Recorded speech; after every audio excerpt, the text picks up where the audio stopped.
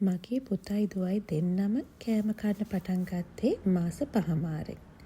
මේ තියෙන්නේ මගේ දුවට හදන කෑම.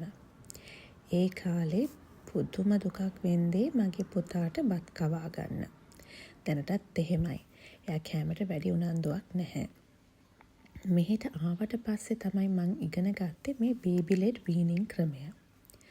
දැන් මගේ බබාට මාස 10යි. මේ තියෙන්නේ මං එයාට හදන කෑම ජාති. මෙහි අපි ඉගෙන ගත්තේ මී පැණි ඇරෙන්න චුටි බබාලට ඕනම දෙයක් කන්න දෙන්න පුළුවන් කියලා. හැබැයි අසීමිතව නෙමෙයි, සීමාවක් ඇතිව. මගේ දුවට මම කෑම කවන්නේ නැහැ. එයාටම කන්න තමයි දෙන්නේ.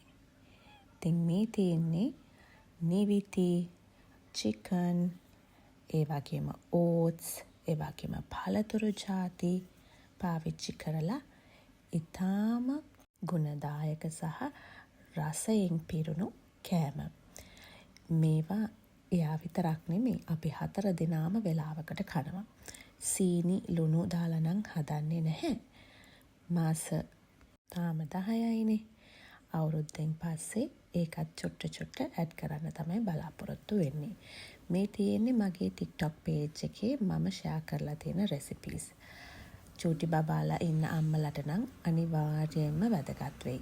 වෙලාවක් තිබ්බොත් මම link එක දාලා තියෙනවා, ගිහින් බලන්න. චූටි බබාලට හදපු කෑම ජාති ගොඩාක් තියෙනවා.